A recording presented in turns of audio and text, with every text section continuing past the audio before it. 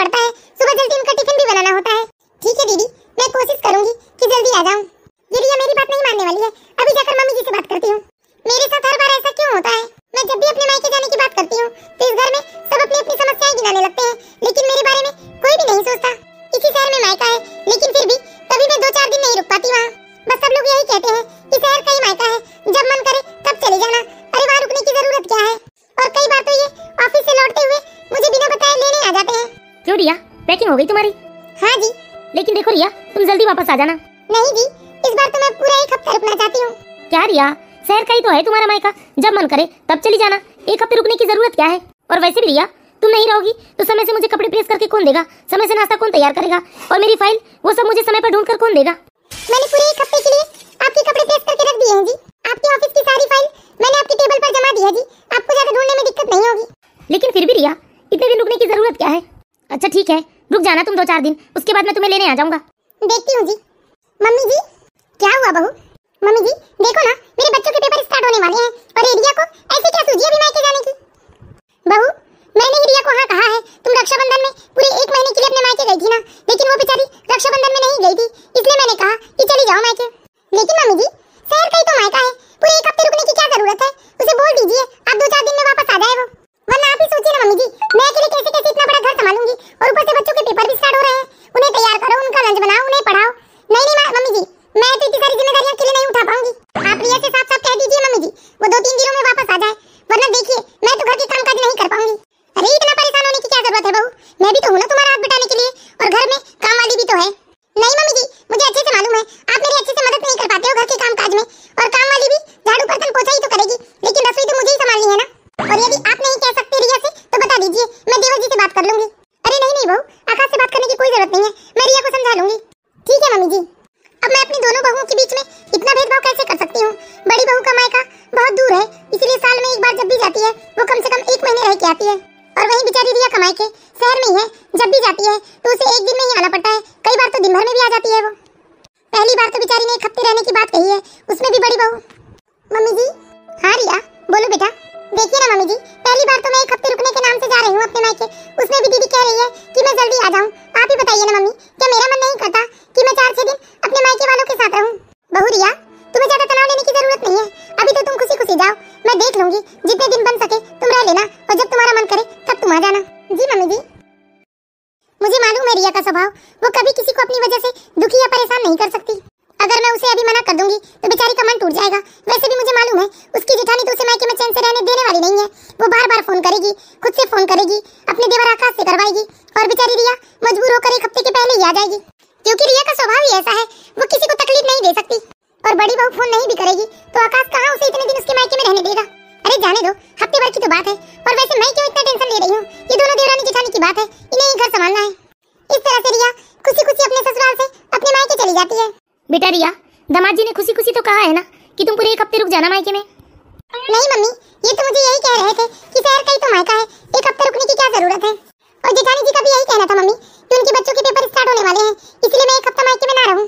तो फिर बेटा, कहीं तो जिद करके तो नहीं आई है? नहीं मम्मी, जब मेरी मम्मी जी ने कहा कि मैं रुक सकती हूँ 1 हफ्ते, तभी मैं खुशी-खुशी आई हूँ। हाँ बेटा, देखो भले 2 दिन कम रुको, लेकिन ससुराल वालों को नाराज करके कभी मत आना बेटा। हाँ मम्मी, रिया का मायके में 1 से 2 दिन तो बहुत अच्छे से बीता, उसे किसी ने भी फोन करके परेशान नहीं किया, लेकिन आज रिया का मायके में 3रा दिन था, और तब उसकी जेठानी का फोन आना शुरू हो गया था। रिया, क्या कर रही हो? हाँ दीदी, मैं अपनी भाभी के साथ मार्केट आई थी। अच्छा, अब तो तुम्हारी शॉपिंग भी पूरी हो गई होगी ना? तो रिया ऐसा करो ना, कल आ जाओ तुम देवर जी के साथ। नहीं दीदी, आज तो मेरा 3रा दिन है मायके में, और मैं तो आपसे कहकर आई हूँ ना दीदी, इस बार मुझे पूरे 1 हफ्ते रुकना है। क्या रिया, शहर का ही तो मायका है, चाहे 1 दिन रुको या 2 दिन रुको, वापस तो घर ही आना है ना, फिर चली जाना तुम रहने। नहीं दीदी, और कल तो मैं और बिल्कुल भी नहीं आ सकती, क्योंकि कल मेरी एक बचपन की सहेली आने वाली है मुझसे मिलने। उसकी शादी के बाद से हम लोग अभी तक मिले नहीं है ना, इसलिए वो सिर्फ ये सुनकर आ रही है कि मैं मायके आई हुई हूँ। ठीक है, तो फिर परसों आ जाना तुम। ठीक है दीदी, मैं कोशिश करूंगी। दीदी अभी मैं फोन रखती हूँ, मार्केट में थी। कोशिश करूंगी? ये क्या बात हुई कोशिश करूंगी? क्या हो गया बड़ी बहू? मम्मी जी, अब मुझसे अकेले घर नहीं संभलता, आप रिया से कह दीजिए कि वो कल या परसों आ जाए। लेकिन बेटा, मैं कैसे कहूँ उसे? उसे तो आज 3 ही दिन हो रहे हैं मायके में। वो सब मुझे कुछ नहीं पता मम्मी जी, मेरे बच्चों के पेपर स्टार्ट हो चुके हैं, और मैं ये चूल्हा चौका नहीं कर पाऊंगी, मुझे अपने बच्चों पर ध्यान देना है। आप नहीं कहते तो बता दीजिए, मैं भी देवर जी से बात कर लेती हूँ। क्या हो गया भाभी, क्यों हल्ला कर रहे हो आप लोग? कुछ नहीं बेटा, मैं बताती हूँ देवर जी, यहाँ मुझे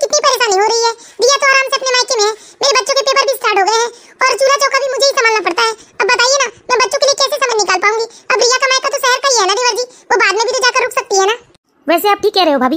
मैं आज रिया से बात करता हूँ। अरे तुम्हें क्या जरूरत थी बहू आकाश से कहने की? अब आकाश का तो गुस्सा पता ही है ना।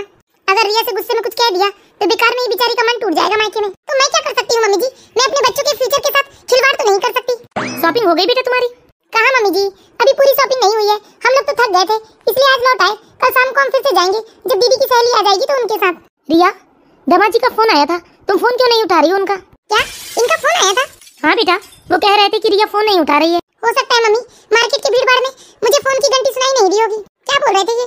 बेटा दमाजी कह रहे थे कि वो कल तुझे लेने आ जाएंगे क्योंकि भाभी के बच्चों के पेपर स्टार्ट हो गए हैं। ये क्या बात है मम्मी? मैं तो बता कर आई हूँ ना कि मुझे इस बार 1 हफ्ता रुकना है। हाँ ना दीदी, आपके साथ ऐसा ही करते हैं आपके ससुराल वाले। आपकी शादी को पूरे 2 साल हो गए और 2 साल में पहली बार तो आप पूरा 1 हफ्ता रुकने आए हैं। अरे निशा बेटा, ये उसके ससुराल का मामला है, हमें बीच में नहीं बोलना चाहिए। क्या मम्मी जी, क्या रिया दीदी की शादी हो गई है तो उनके मायके वालों का उन पर हक नहीं रहा क्या? मैं भी तो आपकी बहू हूँ ना मम्मी जी, लेकिन आप मुझे कभी इतना रोकते टोकते नहीं है और आराम से कम 15-20 दिन मुझे अपने मायके में रुकने देते हैं। तो हम क्या कर सकते हैं बेटा, सब लोग एक जैसे नहीं होते ना। देखो तुम अपनी तुलना रिया से मत करो बेटा, रिया का ससुराल अलग है, तुम्हारा ससुराल अलग है। लेकिन मम्मी जी, दीदी की जेठानी तो जब भी जाती है तो 1 महीने से पहले नहीं आती। देखिए ना मम्मी, जेठानी जी ने इनसे कह दिया। अब जिया जी को भी देखो ना दीदी, आपकी जेठानी ने कहा और वो मान गए। क्या करूँ भाभी, मैं बिल्कुल भी भाग्यशाली नहीं हूँ इस मामले में, क्योंकि ये कभी भी मेरे साइड से नहीं बोलते। उल्टा ये हमेशा दूसरों की बात सुनकर मेरी ही गलती निकालने लगते हैं। अब बेटा तुम लोग ये सारी टेंशन छोड़ो, अब जितने भी दिन है वो खुशी खुशी निकाल लो। चलो तुम लोग के लिए मैंने मालपुए बनाए हैं, चलकर खा लो। हेलो, सॉरी आकाश जी, मैं मार्केट में थी इसलिए मैंने मोबाइल की घंटी नहीं सुन पाई। हाँ रिया, लेकिन कुछ तो समझदारी दिखाओ तुम। अरे तुम्हें पता है भाभी यहाँ के लिए कितना परेशान हो रही है, इतना बड़ा घर संभाल रही है, रसोई संभाल रही है और फिर उनके बच्चों के पेपर भी स्टार्ट हो गए हैं। थोड़ी तो समझदारी दिखाओ रिया, भाभी कितनी परेशान है यहाँ। और तुम रिया वहाँ मजे कर रही हो अपने मायके में, अरे अपने ससुराल वालों के बारे में भी तो सोचो। ठीक है, रखता हूँ मैं फोन। यदि तुम्हारा मन हो कल आने का तो मुझे फोन कर देना, मैं ऑफिस से लौटते वक्त तुम्हें लेने आ जाऊंगा। हे भगवान, क्या करूँ? मैं रुकूं या चली जाऊँ अपने ससुराल? क्योंकि मैं ससुराल नहीं गई तो बेकार में ही ससुराल में टेंशन का माहौल बन जाएगा और जेठानी का भी मुंह चढ़ा रहेगा। हमारी शादी को इतने दिन हो गए, लेकिन मैंने हमेशा देखा कभी इन्होंने मेरे मन को नहीं समझा और ना ही कभी इन्होंने मेरे दर्द को समझा है। मेरे मायके के प्रति ललक को हमेशा ये गलत ही निगाहों से देखते हैं। ये कभी मेरा साथ नहीं देंगे, कभी मेरे लिए खड़े नहीं होंगे। इसलिए मैं एक काम करूंगी, कल रिया से मिल लूंगी और शाम को इनके साथ वापस अपने ससुराल चली जाऊंगी और मैं इन्हें फोन करके कल ही बता दूंगी कि ये मुझे शाम को लेने आ जाए। ठीक है, चाहे 1 हफ्ता रुकूं या 1 दिन, जाना तो ससुराल ही है। अरे मम्मी जी का भी फोन आ रहा है। हेलो, हाँ मम्मी जी। हाँ रिया बेटा, कैसे है तुम्हारे घर में सब? ठीक है मम्मी जी। बेटा यहाँ बहुत परेशानी हो रही है तुम्हारे बिना, और वैसे भी तुम्हें आज 3 दिन तो हो गए ना। कल ऐसा करना, शाम को आकाश के साथ वापस ससुराल आ जाना बेटा। और तुम्हारी जेठानी का तो तुम्हें पता है ही ना, उसके बच्चों के पेपर शुरू हो गए हैं इसलिए वो रसोई में नहीं आती और मुझसे इस उम्र में रसोई के कामकाज नहीं होते बेटा, इसलिए कल आ जाना तुम। ठीक है मम्मी जी। रिया भी बहुत मायूस और परेशान हो जाती है क्योंकि एक एक करके उसके ससुराल के सारे सदस्यों का उसे फोन आने लगता है कि अब 3 दिन हो गए हैं, चौथे दिन में वो अपने ससुराल वापस आ जाए। और वो यही सोच में सारी रात सो नहीं पाती है। और फिर अगले दिन रिया की बचपन की सहेली रीता आ जाती है। हे हाय रिया। ओ माय गॉड रीता, बाप रे रीता, शादी के बाद तो तू बिल्कुल भी बदल गई है। सच कहूं मैं तो तुझे पहचान भी नहीं पा रही हूँ। तो मैं भी तुझे कहाँ पहचान पा रही हूँ? शादी के पहले तू कितनी स्मार्ट थी और अब तो देखो बहन जी की तरह दिख रही हो। अरे चेहरा क्यों लटका लिया? मैं तो मजाक कर रही हूँ। अच्छा ये सब छोड़ो, ये बताओ तुम कितनी बदल गई हो यार? एक फोन भी नहीं कर सकती मुझे? क्या बताऊँ यार, घर गृहस्थी में ऐसी उलझी रहती हूँ कि फुर्सत ही नहीं मिलता। अरे वो तो सबकी ससुराल का रोना है। और बता रिया, कैसी है तू? सच में यार इतने दिनों बाद तुझे देख रही हूँ। बस अच्छी हूँ रीता। अच्छा ये बता, तू कब कब मायके आती है? बहुत ही कम आ पाती हूँ और मुझे तो शाम को वापस अपने ससुराल भी जाना है, ये मुझे लेने आ रहे हैं। ये क्या बात हुई रिया? मैं खास तुझसे मिलने आई हूँ, वरना अभी कुछ दिन पहले ही तो मैं मायके रहकर गई थी। जब मुझे पता चला मम्मी से कि तुम आई हो, इसलिए मैं तुमसे मिलने आई हूँ और तुम आज शाम को जाने की बात कर रही हो। क्या तू सिर्फ मुझसे मिलने आई है? हाँ रिया, वरना आंटी जी से पूछ लो, अभी मैं पिछले महीने ही तो 10-12 दिन मायके रहकर गई हूँ। अच्छा, तुझे ससुराल में कोई कुछ कहता नहीं? तुझे डर नहीं लगता? अरे मैं तो बहुत बिंदास रहती हूँ यार, किसी की परवाह नहीं करती। जिसको जो बोलना है बोले, मुझे तो जो पसंद है मैं तो वही करती हूँ। तो क्या तुम्हारे ससुराल में तुम्हें सच में कोई कुछ नहीं कहता? मैंने कहा ना, मैं किसी की परवाह नहीं करती, वरना वो तो रोक-टोक सबके ससुराल में करते हैं। ये मत पहनो, वो मत पहनो, यहाँ मत जाओ, वहाँ मत जाओ, बोलो मत, हंसो मत। यार हम क्या कठपुतलियाँ हैं? लेकिन भैया, क्या तुम्हें लोगों का भी डर नहीं है कि कोई तुम्हें क्या कहेगा? पागल है तू। अरे मैंने सब करके देख लिया रिया, लोगों की भी बहुत परवाह कर ली मैंने, लेकिन तब मुझे समझ में आया कि हम सबको खुश नहीं कर सकते। और रिया, रही बात पति की, यदि वो तुम्हारी खुशियों को समझते हैं, तुम्हारी खुशियों की परवाह करते हैं, तब तो ठीक है, वरना उनसे भी ना ज्यादा उम्मीद मत रखो। पति हमेशा चाहते हैं कि पत्नी को दबा कर रखें और ससुराल वाले भी बस फुल टाइम की नौकरानी ही समझते हैं। मैंने भी बहुत कुछ सहा है रिया अपने ससुराल में, लेकिन जब बहुत ज्यादा ही हो गया ना, तब मैंने सोचा कि अब मुझे विद्रोह कर देना चाहिए, क्योंकि मेरी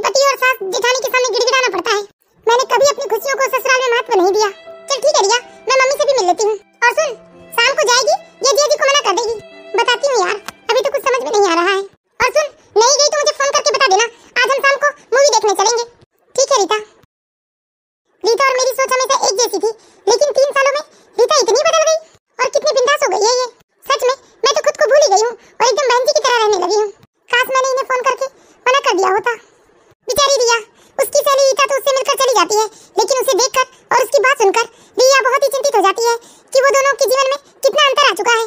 और रिया को अपने ससुराल वालों का व्यवहार याद आने लगता है कि कभी कोई उसकी खुशियों की परवाह नहीं करता। क्या करूं, मैं इनके साथ आज जाऊं या नहीं? लेकिन इनसे मना करने के लिए मुझे बहुत हिम्मत जुटानी पड़ेगी। मुझे बहुत डर भी लग रहा है, कहीं ये गुस्सा हो गए तो। लेकिन मैं आज नहीं बोली तो शायद मैं कभी नहीं बोल पाऊंगी।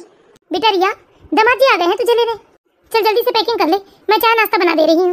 मैंने तो अभी तक पैकिंग भी नहीं किया है। मैं तो आज इन्हें मना कर ही देती हूँ।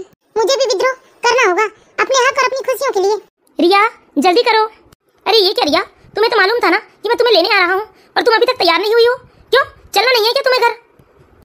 नहीं आकाश जी, नहीं आ रही हूँ मैं। मेरी तबीयत थोड़ी ठीक नहीं लग रही है। हाँ तो वहाँ भी तुम्हारी तबीयत ठीक हो जाएगी। क्या वहाँ तुम जेल में रहोगी जो तुम्हारी तबीयत ठीक नहीं होगी? हाँ आकाश जी, तो वो भी कोई जेल से कम नहीं है। काम करने का मन ना भी करे तब भी काम करना पड़ेगा। और आप देख रहे हो ना, मेरी हालत ऐसी नहीं है कि मैं तुरंत ससुराल जाकर कामकाज देखने लगूं। और आप तो कुछ समझते भी नहीं है। खैर छोड़िए, मुझे आज नहीं जाना है बस। ये क्या कुछ भी बोल रही हो रिया, तुम सोच समझ के बात करो। अगर तुम आज नहीं गई तो मैं तुम्हें लेने कभी नहीं आऊंगा। अरे बेटा, ये क्या बोल रही हो तुम? यदि तुम्हें नहीं जाना था तो दामाद जी को पहले ही फोन करके बता देना था। जाओ बेटा, ऐसे दामाद जी खाली आ जाएंगे यहाँ से तुम्हें लिए बिना, अच्छा थोड़ी ना लगेगा। और वैसे भी तुम 3-4 दिन रह ली ना, फिर जब तुम्हारा मन करे तब आ जाना। सोच लीजिए माँ, मन तो कई बार करता है लेकिन मुझे कोई जल्दी से आने भी नहीं देता यहाँ। और यदि आप चाहती हैं कि मैं जाऊँ तो ठीक है, मैं जा रही हूँ। और मैं भी तब तक नहीं आऊंगी इस घर में जब तक मेरा मन नहीं करेगा। ये तुझे अचानक से क्या हो गया है बेटा? ये क्या कुछ भी बोले जा रही हो रिया तुम? चलिए मैं अपना सामान लेकर आती हूँ। इस तरह से रिया गुस्से में ना चाहते हुए भी चुपचाप अपने ससुराल चली जाती है अपने पति के साथ। मैं गुस्से में अपनी मम्मी से भी अच्छे से बात नहीं कर पाई। मम्मी को कितना बुरा लगा होगा। अरे रिया बेटा, ये क्या, तुम अपने मायके से आते ही कमरे में चुपचाप क्यों सो गई? मम्मी जी, मेरे सिर में दर्द हो रहा है, इसलिए मैं दवाई खाकर आराम कर रही हूँ। अच्छा ठीक है, थोड़ी देर कर लो आराम। देखो ना, सबको ये लग रहा है कि मैं मायके से आई हूँ तो सीधे आराम कैसे करने लगी, काम क्यों नहीं कर रही हूँ। लेकिन यहाँ किसी ने मुझे ना एक कप चाय के लिए पूछा और ना ही पानी के लिए। अरे रिया, तुम सो क्यों रही हो? मैंने सब्जियां काट कर रख दी है और आटा भी गूंथ दिया है। तुम सब्जी और रोटी बना लेना, मैं जा रही हूँ बच्चों को पढ़ाने। नहीं दीदी, आज नहीं कर पाऊंगी, मेरे सिर में बहुत दर्द हो रहा है। अच्छा तो खाना मैं बना लूंगी, तुम जाओ बच्चों को पढ़ा दो। दीदी वो भी नहीं कर पाऊंगी, सिर में बहुत ज्यादा दर्द हो रहा है। ठीक है, लेकिन कल से तो दर्द खत्म हो जाएगा ना, कल से तो ये सब संभाल लोगी ना? हाँ दीदी। दीदी ने ये भी नहीं पूछा कि सिर में दर्द हो रहा है तो मैंने दवाई ली है या नहीं, बस उन्हें कल के काम की चिंता पड़ गई है। किसी ने सच ही कहा है कि काम करती हुई औरत सबको अच्छी लगती है। अरे सबकी बात तो छोड़ो, मेरे अपने पति ने मुझसे नहीं पूछा कि मेरे सिर में दर्द क्यों हो रहा है या मैंने दवाई ली है या नहीं। जिसके पीछे मैं अपना सब कुछ छोड़ कर आई हूँ उसे ही मेरी परवाह नहीं है, फिर मैं क्यों किसी की परवाह करूँ? अब मैं अपने लिए जीऊंगी। रिया मुझे ग्रीन टी बना कर दे दो। मेरे सर में दर्द हो रहा है जी, दीदी से मांग लीजिए आप। अरे लेकिन भाभी तो बच्चों को पढ़ा रही है। तो आज आप ही बना लीजिए। ये क्या रिया, क्या तुम मायके से आते तक थक गई हो? अरे तुम पैदल नहीं आई हो, गाड़ी से आई हो। पता नहीं कितने दिन तक इसका मुंह फुला रहेगा। सबको सिर्फ अपनी परवाह है यहाँ, अपनी जरूरतें हैं सबकी, लेकिन कोई मेरे बारे में नहीं सोचता। इस तरह बेचारी रिया अपने ससुराल वालों के ऐसे व्यवहार को देखकर बेहद दुखी होती है और वो रात भर रोते ही रहती है और कब सुबह होती है उसे पता ही नहीं चलता। मम्मी जी, जाकर देवरानी को उठाओ, इतना सारा काम पड़ा है सुबह से घर में और बच्चों को भी तैयार करना है। देखो ना, आज आधा घंटा ज्यादा सो गई तो मेरी जेठानी हल्ला कर रही है घर में। रिया जाकर रसोई संभाल लो, तुम्हारी जेठानी तो अपने बच्चों को पढ़ा रही है। ठीक है मम्मी जी, थोड़ी देर में फ्रेश होकर आती हूँ मैं। रिया आज बच्चों के टिफिन के लिए आलू के पराठे बना देना। ठीक है दीदी। रिया अंदर से बहुत ही दुखी थी और घर के किसी भी कामकाज में उसका मन नहीं लग रहा था। वो बिना मन के रसोई में काम कर रही थी, तभी अचानक चाकू से उसका हाथ कट गया। क्या हुआ रिया? अरे तुम्हारी तो उंगली कट गई है, हाथ से खून बह रहा है। समझ में नहीं आता तुम्हारा ध्यान कहाँ रहता है। जल्दी से जाकर पट्टी बांध लो, थोड़ी देर में ब्लड निकलना बंद हो जाएगा, उसके बाद आकर बना लेना तुम पराठे। जाओ अभी जाकर पट्टी बांध लो। ठीक है दीदी। बेकार में उल्टे सीधे काम करती रहती है, अब हाथ काट कर बैठ जाएगी और काम नहीं करने का बहाना बताएगी, लेकिन मैं भी इसके बहाने चलने नहीं दूंगी। ये दीदी कितनी निर्दयी है। अरे मेरे हाथ इतना खून बह रहा है और इन्हें पराठे बनाने की पड़ी है। लेकिन अब बहुत सहन कर लिया मैंने, अब इस तरह से अत्याचार मैं अपने साथ नहीं होने दूंगी। अब तो मैं विद्रोह करके रहूंगी। अरे क्या हुआ, ध्यान कहाँ रहता है तुम्हारा? समझ में नहीं आता, कोई काम ढंग का नहीं कर सकती। अब मैं सबको बताऊंगी कि मैं कोई भी काम सचमुच में ढंग से नहीं कर सकती। रिया को बहुत ही दुख होता है कि उसके हाथ से इतना खून बह रहा है और कोई भी सहानुभूति दिखाने की जगह उसे ही चिल्ला रहा है। थोड़ी देर बाद रिया के हाथ से खून बहना भी बंद हो जाता है, लेकिन रिया अब ठान चुकी थी वो दोबारा रसोई में नहीं जाएगी और अब वो अपने ससुराल वालों को सबक सिखाएगी। क्या मिला मुझे शादी करने के बाद परिणाम? कुछ नहीं, ना मैं पति के दिल की रानी हूँ, ना ही एक सम्मानित बहू हूँ। और तो और अब तो माँ ने भी मुझे कह दिया कि शादी के बाद मेरा ससुराल ही मेरा घर है। अब तो मायका भी कुछ नहीं रहा मेरे लिए। लेकिन अब मैं ये सारी चीजें बदल कर दिखाऊंगी और मेरे ससुराल वाले भी मुझे किसी भी काम में योग्य नहीं समझते। इसलिए अब तो मैं किसी के हाथों की कठपुतली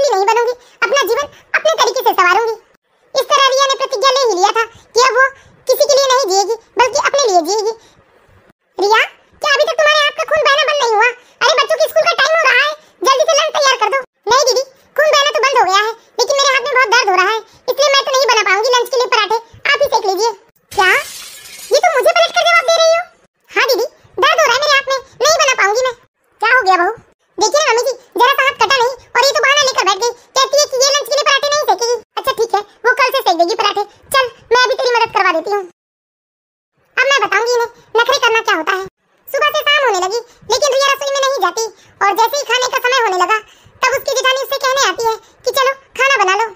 रिया, अरे शाम के खाने का टाइम हो गया, चलो अब तो दर्द खत्म हो गया होगा ना उंगली का। नहीं दीदी, दर्द तो अभी भी हो रहा है, नहीं बना पाऊंगी मैं आज का भी खाना। क्या हुआ भाभी? देखिए ना देवर जी, जरा सा हाथ क्या कट गया, ये तो अभी तक उसी का बहाना लेकर बैठी है। क्यों रिया, क्यों बहाना कर रही हो? अरे आपको कैसे पता जी मैं बहाना कर रही हूँ? आपने तो कल मुझसे एक भी बार नहीं पूछा कि हाथ में कितनी चोट आई है या खून बहना बंद हुआ या नहीं। और दर्द मुझे हो रहा है ना, तो मुझे ही समझ में आएगा, आप लोगों को तो नहीं आएगा। मेरे हाथ में दर्द हो रहा है इसलिए मैं खाना नहीं बना सकती, आप लोगों को सब समझ में क्यों नहीं आ रहा है? चलो बड़ी बहू, अभी छोटी बहू का दिमाग ठीक नहीं है, हम इससे सुबह बात कर लेंगे। चलिए मम्मी, लेकिन मैं नहीं बनाने वाली शाम का खाना, मुझे अपने बच्चों को पढ़ाना है। यदि और कुछ कहना है तो कह लीजिए, वरना मैं सोने जा रही हूँ। नहीं, कोई बात नहीं करनी मुझे। आज तो रिया ने विद्रोह कर ही दिया, आज उसने सबके सवालों का जवाब दे दिया और रिया सो जाती है। लेकिन सुबह उठते ही तैयार होकर रिया कहीं जाने लगती है, तभी पीछे से उसकी जेठानी उसे टोकते हुए पूछती है कि कहाँ जा रही हो, पहले मेरे बच्चों के लिए लंच तैयार कर दो। रिया, ये सुबह सुबह कहाँ जा रही हो तुम? अरे मेरे बच्चों का लंच तो बना दो, स्कूल का टाइम हो रहा है। दीदी, बच्चे आपके हैं ना, तो आप बनाइए ना अपने बच्चों के लिए नाश्ता। और वैसे भी मैं आपकी नौकरानी नहीं हूँ कि आप मुझे जब जो काम बताएं तब मैं वो काम कर लूँ। लेकिन रिया बहू, बता कर तो जाओ, तुम कहाँ जा रही हो? मम्मी जी, मैं एक जरूरी काम से जा रही हूँ। देख लिया मम्मी जी अपनी छोटी बहू के तेवर आपने? हाँ बड़ी बहू, देख तो रही हूँ मैं, लेकिन मुझे समझ में नहीं आ रहा है कि रिया का इतना व्यवहार कैसे बदल गया। वो तो पहले ऐसी नहीं थी। क्या नहीं बदली मम्मी जी, अभी मायके गई थी ना, वहीं से सीख पढ़ कर आई होगी सब। अरे नहीं बहू, हमारी समधन बिल्कुल भी ऐसी नहीं है। तो फिर देवर जी ने सर पर चढ़ाया होगा इसे। अरे वो नालायक तो रिया से सीधे मुंह बात भी नहीं करता। ठीक है मम्मी जी, आज देवर जी को आ जाने दीजिए, बताती हूँ मैं इन रिया की हरकतों के बारे में, और ये भी बताऊंगी कि ऐसे बिना बताए वो गई है घर से। अरे मेरी बात तो सुन बेटा, ये बड़ी बहू भी ना बस कलेश ही करती है। मुझे तो लगता है ये बेचारी रिया कहीं ना कहीं से दुखी है, क्योंकि आकाश भी उससे सीधे मुंह बात नहीं करता और उसकी जेठानी भी पूरे समय उसके साथ कलेश ही करती रहती है।